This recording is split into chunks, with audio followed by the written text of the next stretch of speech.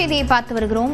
தமிழ்நாட்டு வளர்ச்சியை படுகொழியில் தள்ள நினைக்கும் பாஜக அதிமுக சதியை முறியடிப்போம் என முதலமைச்சர் மு.க.ஸ்டாலின் தெரிவித்திருக்கிறார். இதுகுறித்த விவரங்களுடன் செய்தியாளர் கோகுல் இணைந்திருக்கிறார். கோகுல், விவரம் என்ன?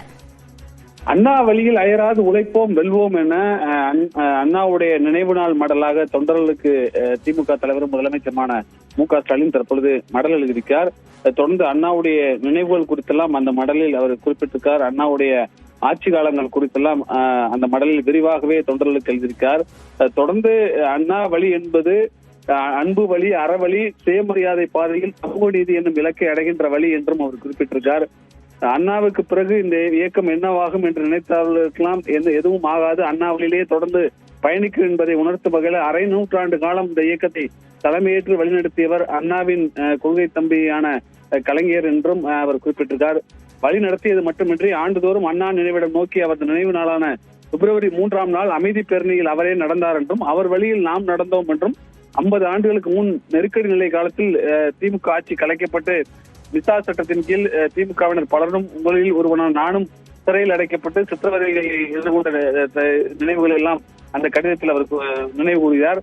50 ஆண்டு காலம் இயக்கத்தை திறம்பட நடத்தி இந்திய அரசியலை தீர்மானிக்கும் தலைவராக கலைஞரும் 2018ஆம் ஆண்டு முதல் ஆகஸ்ட் 17ஆம் தேதி நம்மை விட்டு பிறந்த போது அவர் விருப்பப்படியே தொடர்ந்து அண்ணாவிற்கு பக்கத்திலே நிரந்தர ஓய்வெடுக்க தொடங்கினார் என்றும் கலைஞருடைய நினைவுகள் குறித்தும் அவர் குறிப்பிட்டிருக்கார். தொடர்ந்து 6வது முறையாக அரியணை ஏற்றதில் உடன்பிறப்புகளான உங்களின் அயராத உழைப்புக்கு முதன்மையான பங்கு உண்டு என்றும் அவர் குறிப்பிட்டிருக்கார். பாஜக அரசின் திட்டமிட்ட வஞ்சகத்தை எதிர்கொண்டு தமிழ்நாடு பொருளாதாரத்திலும், தொழில்துறையிலும், கல்வியிலும், கட்டமைப்புகளும் இன்னும் பல துறைகளிலும் முன்னேறி வருவதை ஒன்றிய அரசின் பொருளாதார ஆய்வறிக்கை உறுதி செய்கிறது என்றும் இந்தியாவுக்கே முன்னோடியான சமூக நல திட்டங்களை வழங்கி தமிழ்நாட்டில் உள்ள ஒவ்வொரு குடும்பத்தின் வளர்ச்சியிலும் திராவிட மாடல் அரசு பெரும் பங்காற்றி வருகிறது என்றும் அவர் குறிப்பிட்டிருக்கார். திமுகவை தமிழ்நாட்டில் அரியணையை ஏற்றியது இந்திய அரசியலில் ஒரு திருப்பம் என்றும் அவர் அந்த கடிதத்தில் குறிப்பிட்டிருக்கார். இப்போதும் நாம் அண்ணா வழியில் அயராது உழைக்க வேண்டிய கட்டாயத்தில் இருக்கிறோம் என்றும் இந்திக்கு இடமில்லை என்று இருமொழி கொள்கையை அண்ணா நிலைநாட்டிய மாநிலத்தில் இந்தியுடன் சமஸ்கிருதத்தை திணிக்கும் முயற்சியில் தீவிரமாக இருக்கிறது பாஜக அரசு என்றும் தமிழ்நாட்டை வஞ்சிக்கும் பாஜக அரசுக்கு சாமரம் வீசும் அடிமையாக இருக்கிறது அண்ணாவின் பெயரை கட்சியில் வைத்திருக்கும் அதிமுக என்றும் வன்முறையை தவிர்த்து வறுமையை வெல்ல வேண்டிய மண்ணில் எந்த வகையில் மத வன்முறையை தூண்டலாம் என்பதே பாஜகவின் நோக்கமாக உள்ளது என்றும் அதற்கு மௌன சாட்சியாக அமைதி காக்கிறது அதிமுக என்றும் அதிமுகவையும் பாஜகவையும் இந்த கடிதத்தில் விமர்சனம் செய்திருக்கார். மாநிலத்தில் சுயாட்சி, மத்தியில் கூட்டாட்சி என்பதை திராவிட மாடல் அரசு தனது ஒவ்வொரு செயல்பாட்டிலும் பாஜக அரசுக்கு உணர்த்தி கொண்டே இருக்கிறது என்றும் அவர் குறிப்பிட்டிருக்கார்.